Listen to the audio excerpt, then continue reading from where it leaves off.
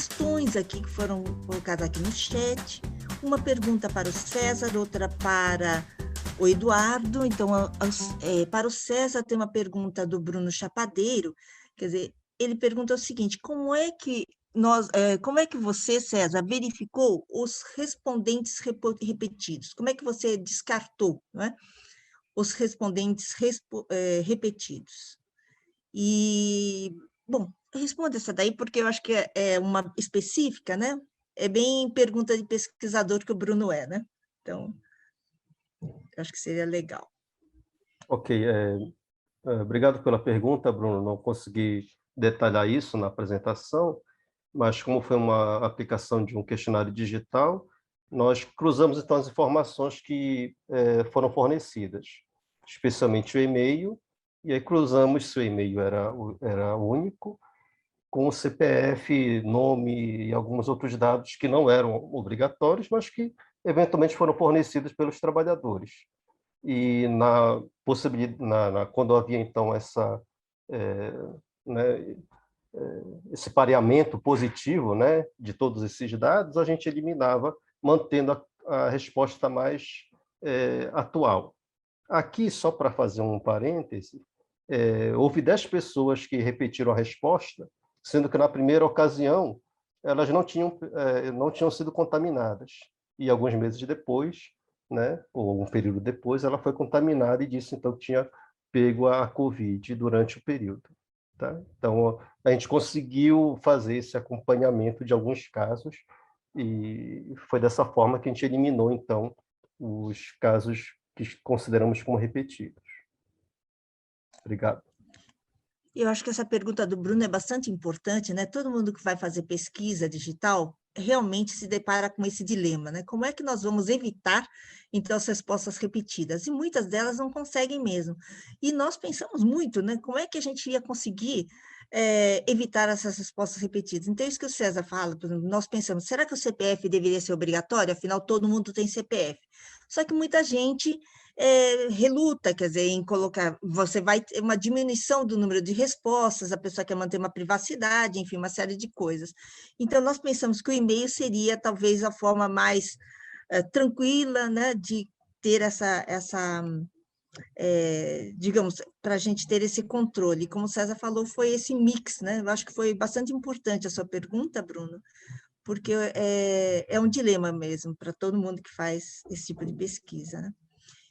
Patrícia também perguntou aqui para o Eduardo. Eduardo, o veto à obrigatoriedade do uso de máscaras é um artifício para, no limite, inviabilizar o nexo causal e, consequentemente, a responsabilização do poder público e das empresas?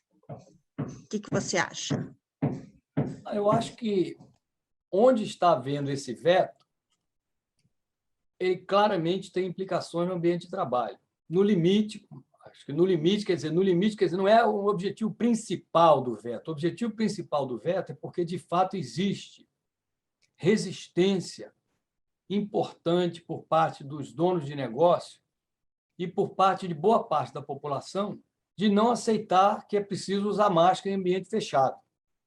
Então, particularmente nos estados onde predomina uma visão do salve-se quem puder, que é como eu traduzo a visão do Partido Republicano dos Estados Unidos, que é inclusive uma visão demagógica, mentirosa, porque muitos deles, quando falam em privado, defendem a vacinação, em público dizem que não. Portanto, no limite, eu diria que sim, mas não é o objetivo principal. O objetivo principal é que as pessoas, de fato, se sintam no seu chamado direito individual de decidir se vão ou não usar máscara, se vão ou não se vacinar, que aqui nos Estados Unidos é um discurso forte, que é uma decisão individual. Cabe ao indivíduo decidir se ele deve ou não se proteger. O que não é dito é que a decisão desse indivíduo ela afeta centenas, dezenas, milhares de pessoas, dependendo do indivíduo, e, portanto, é um desrespeito à liberdade de outros. Mas como aqui existe a ideologia da liberdade individual, eu classifico de ideologia porque ela é falsa, mas aparentemente ela não é falsa. Aparentemente ela é um direito do cidadão decidir ou não se ele deve se proteger. Então, eu acho que, na essência, é isso. Mas, evidentemente, que no ambiente de trabalho, o que quer dizer isso é dizer o seguinte, já que ninguém usa máscara em lugar nenhum, é impossível presumir qualquer coisa, porque, de fato, salvo-se quem puder, quer dizer, salvo-se quem puder a nível da comunidade e a nível do trabalho, e torna muito mais difícil estabelecer, inclusive, a presunção, porque para haver a presunção é preciso que haja algum nível de proteção. Se não há nenhuma proteção, então não tem como presumir nada, porque pode ser no ambiente de trabalho, pode ser na comunidade. Então, eu diria que faz sentido o que você está dizendo, embora eu não ache que seja o objetivo principal. Porém, sabendo quem representa esses interesses nos governos estaduais e nas prefeituras, onde esse tipo de política está vigorando, eu não diria que necessariamente é no limite, pode ser no princípio. A decisão foi tomada justamente para impedir que haja qualquer associação entre o ambiente de trabalho e a exposição no ambiente de trabalho. Mas eu considero que, no essencial, é mais complicado do que isso. A decisão tem um caráter muito mais político, global, para o conjunto da população, porque afeta não só a nível do trabalho, mas afeta a nível comunitário. As pessoas, então, passam a se sentir que não precisam se proteger em lugar nenhum. E aí dizem particularmente em ambiente fechado. Mas o ambiente fechado dito não é apenas o ambiente fechado do trabalho, é um ambiente fechado qualquer. Você pode ser um consumidor, entrar num ambiente fechado, você não trabalha lá e, no entanto, você pode ser exposto. Então, acho que é mais amplo do que apenas o nexo em relação ao trabalhador. É o nexo a qualquer indivíduo que pode ser exposto em qualquer ambiente fechado. Verdade. Aqui tem um comentário, Eduardo, do Luiz Augusto Lopes, que é tão sinistra a semelhança em alguns aspectos da pandemia entre os Estados Unidos e o Brasil, que chega a dar medo. Imagine quando a variante Delta se espalhar por aqui, né? E ele te parabeniza pela exposição também. Mas eu acho que essa questão é muito importante, porque no Brasil existe aquele estudo da Deise Ventura, da Faculdade de Saúde Pública, que justamente estudou todos os decretos, várias normas existentes do governo federal e chega à conclusão dessa intencionalidade, digamos, né, da intencionalidade de realmente obter, de não oferecer proteção, a melhor proteção que a ciência manda, né? E nos Estados Unidos também, me parece que tem um pouco isto, né? Pelo que você fala, quer dizer, a ciência ela está colocada novamente para baixo, né? Então, eu acho que existe essa semelhança mesmo. E nas escolas, como é que você... conta um pouco para a gente como é que nos Estados Unidos eles atuaram em relação às escolas, né? Porque aqui no Brasil houve oportunidade dos prefeitos, dos governadores, fazerem mudanças, porque acho que é importante também dizer que há uma responsabilidade dos prefeitos e dos governadores também, que são responsáveis pelas escolas, por exemplo, ou pelo seu território, né, no caso das empresas. Houve tempo de fazer melhorias, de ventilação natural, de mudar, principalmente num país que as intempéries são muito pequenas, nós não temos um frio escaldante, nós temos um calor escaldante em alguns lugares, mas não frio intenso, nada, né? Mas nada foi feito, ou pouco foi feito, né? Como é que nos Estados Unidos, em relação às escolas, Eduardo, que atinge não só as crianças, mas trabalhadores da educação como um todo? Você tem conhecimento disso? Tem, está sendo uma polêmica enorme. Vou citar o exemplo de Massachusetts, que é um estado considerado dos mais competentes nessa área, certo? Nós estamos entre os melhores, os estados que tiveram as melhores políticas, a melhor proteção, baixo número de casos, etc., proporcionalmente. Aqui o governador é republicano, mas não é seguidor do Trump. Então, o que ele resolveu fazer agora? Em vez de ele tomar a decisão de baixar um decreto que nas escolas todo mundo tem que usar máscara, ele diz o seguinte: cada local decide da maneira que quiser, dependendo do quadro epidemiológico de cada cidade. O que significa dizer o seguinte: eu lavo as minhas mãos e jogo o rabo, a confusão, a decisão difícil para os prefeitos. Então, na cidade de Boston, onde eu moro, a prefeita, que agora é uma prefeita interina, acabou de baixar um decreto que, como os estudantes vão voltar em massa às aulas agora, e não só estudantes de primário, secundário, mas também universidade, nós temos um grande número de estudantes universitários aqui, ela está exigindo que todo mundo tenha que voltar usando máscara. Em várias universidades, a política já tem sido: todo mundo tem que ser vacinado e tem que mostrar comprovante de vacinação. Então, o basal é todo mundo vacinado. Quem não for vacinado vai ser testado 2 vezes por semana. Aí tem várias complicações. Quais são as complicações? Existem estados nos Estados Unidos, que não é o caso aqui, onde o governador decidiu que ninguém deve usar máscara, e, portanto, as escolas vão abrir todo mundo sem máscara. Aí o que acontece? Alguns prefeitos decidem se rebelar contra a atitude do governador, contra a política do governador, e decidem que vão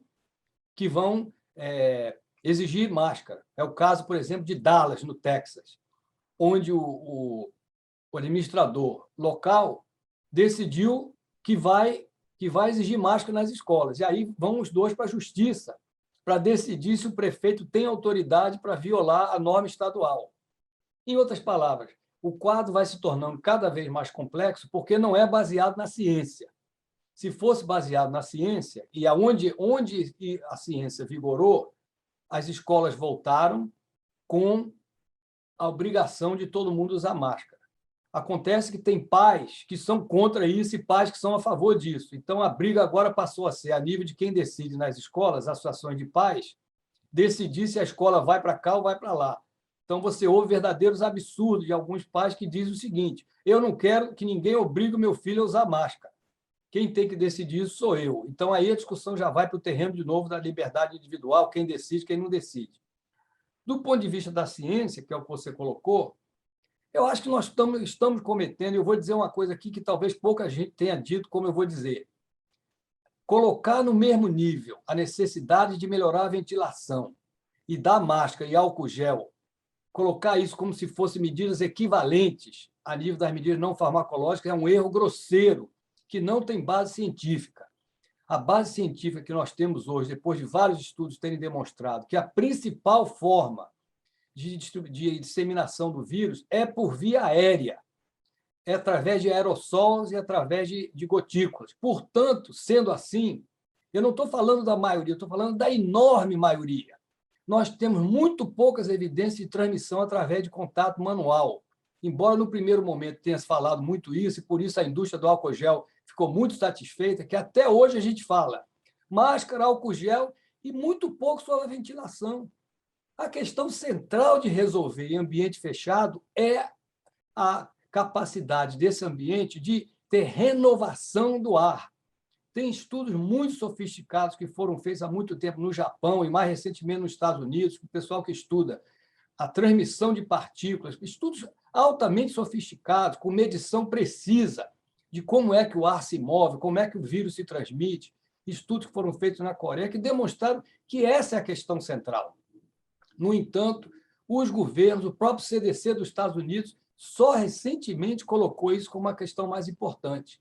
Eles omitiram, porque continuaram com a ideia de que 2 metros era suficiente. Não tem evidência científica para isso, isso é baseado em estudos antigos. Tem gente que fez estudo mostrando em restaurantes com uma distância de 6, 7 metros e o vírus se transmitiu.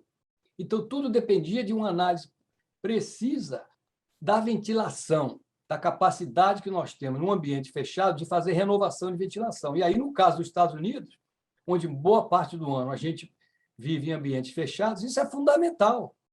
Mas é fundamental em todo mundo.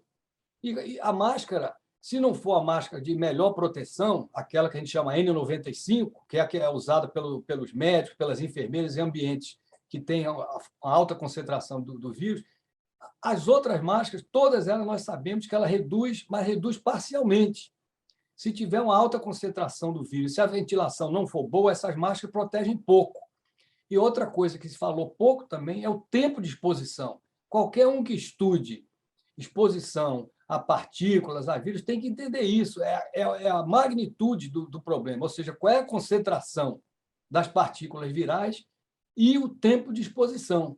O tempo de exposição para a chamada a fase inicial, a gente dizia que era cerca de 15 minutos a meia hora. Já para essa delta, está se falando que minutos já é suficiente, porque você é assintomático. Então, obviamente, nós temos que ter um mecanismo de medição da transmissão do vírus com correntes de ar que você consegue controlar. E, para isso, nós temos medidores que a gente pode usar como traçador, o medidor do gás carbônico, né, e do CO2 em ambientes, que é um medidor indireto, mas dá alguma aproximação.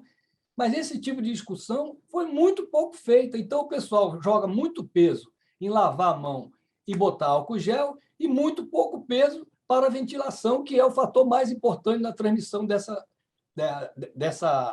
do vírus, do SARS-CoV-2. Então, nós temos uma distorção em relação ao peso específico das medidas não farmacológicas, e isso dificulta muito que, na hora de aplicar medidas, as escolas façam o que tem que fazer. Dito isso, foram feitos estudos, inclusive, pelo sindicato aqui, que, sala por sala, fez medição de corrente de ar para ver como estava se dando, e a gente está verificando o seguinte: em muitas escolas, os prédios são velhos, a estrutura que existe para aumentar a ventilação e aumentar a circulação do ar é insuficiente, então, portanto, nós vamos de novo expor os estudantes, mesmo com máscara, sem lidar com o problema central da ventilação, que é mais cara, mais difícil de fazer, e, portanto, as pessoas vão pelo mais barato, bom, bonito e barato, que é a máscara e o álcool gel ou lavar a mão. E o que é essencial, que é aumentar a ventilação, pouca ênfase e muito menos mudança nessa área. Desculpe o tamanho da resposta, eu procurei abordar de várias maneiras. Eduardo, isso é muito importante, porque, na verdade, mesmo em ambientes climatizados, isso é com ar-condicionado, você tem possibilidade de renovar o ar, né? Se dizem que no avião você renova o ar várias vezes por hora, também em terra também isso é possível. Acontece que isso custa mais caro, e a maior parte dos sistemas de ar-condicionado, por exemplo, no Brasil, e acredito que em vários países também, eles são muito mal mantidos, eles são ruins. Tanto que, no verão, uma das queixas maiores de trabalhadores bancários, por exemplo, que vivem com ar-condicionado, uma das queixas maiores é que o ar-condicionado não funciona. Se não funciona nem para climatizar, imagine na questão da renovação do ar.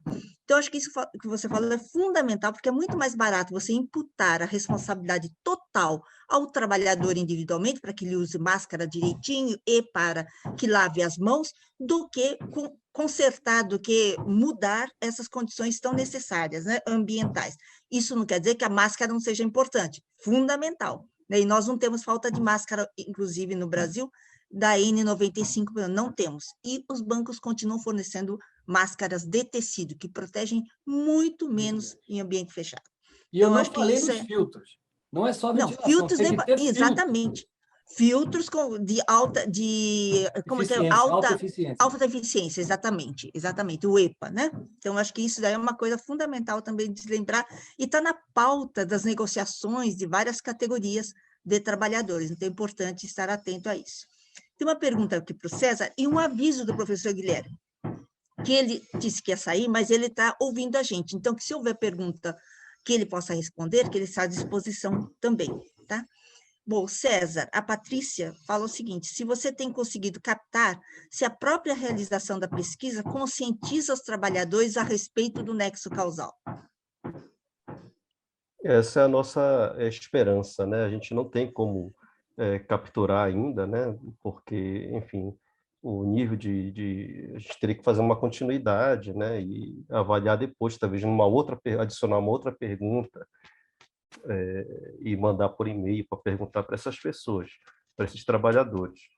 Mas o que tem sido feito do ponto de vista do projeto é a divulgação através do site de notícias e, mais recentemente, um mailing list, né, enviado, então, para os cadastrados, inclusive esses trabalhadores que responderam uma pergunta que se queriam receber mais notícias da Covid. Aqueles que responderam que não queriam receber, nós não estamos enviando, mas só para aqueles que se dispuseram a receber essas notícias. E dessa forma a gente vai em formato de rede, né? A gente vai tentando conscientizar os trabalhadores, sim, Patrícia. Mas é difícil de te dizer, dar uma resposta. Além de que é a nossa esperança de que isso realmente aconteça e vá se fortalecendo ao longo aí do período. Obrigado. Acho que é isso. E também tem a parte qualitativa, né, César?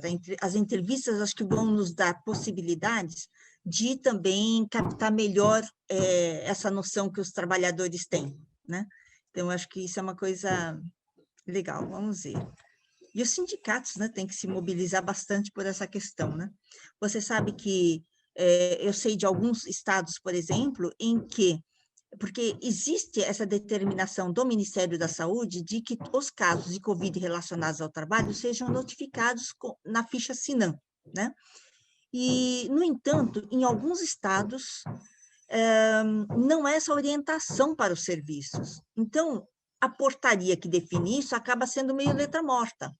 Então, isso é muito ruim, né? Eu acho que teríamos que ter, nós temos conselhos de saúde, tudo que podem interferir digamos, na atuação mais ativa, né, das secretarias municipais e das secretarias estaduais de saúde nesse sentido, né? Já que dificilmente poderemos contar com o Ministério da Saúde. Professor Guilherme, eu gostaria de perguntar uma coisa para ele, se ele estiver por aqui.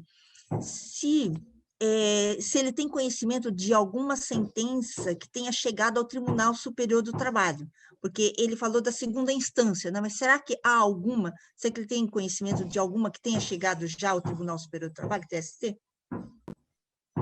Doutora Maína, eu estou ouvindo, mas eu não consigo abrir a câmera. Não sei se o administrador consegue abrir. Vocês me ouvem? Sim, ouvimos sim, perfeitamente. Bom, então eu vou falar, vocês me desculpem. Start my video. Okay. Tenta, por favor. Acho que agora vai dar certo. Pronto. Só desculpem aqui o ambiente. Veja, eu não tenho conhecimento, vou até fazer aqui, porque pode ter havido alguma publicação entre ontem e hoje, né? Mas eu não tenho conhecimento de algum julgamento específico reconhecendo ou não a Covid como doença ocupacional no TST. Temos, como eu disse, já pronunciamentos de vários TRTs, TRT4, TRT3, TRT2, TRT15, não é? Mas no TST a questão já é discutida, houve até mesmo recentemente, o TST sempre publica, digamos, conteúdos de pesquisa sobre temas especiais, não é? Até mesmo para a atualização dos juízes e servidores. Isso foi feito em relação ao coronavírus, discutindo inclusive as questões de teletrabalho, etc., há algum tempo já, mas decisões propriamente reconhecendo o nexo causal entre Covid e trabalho, eu desconheço. Fiz uma pesquisa rápida aqui agora, mas também não identifiquei. Tá bem, muito obrigada, então. Bom, nós estamos aqui chegando aqui no final, não é? Então, eu gostaria de agradecer especialmente aos 3 palestrantes aqui, Guilherme Feliciano, César Saito e Eduardo Siqueira, uma mesa bastante interessante, eu acho que de interesse de todos aqui. Gostaria de agradecer as perguntas, as pessoas que ficaram até agora.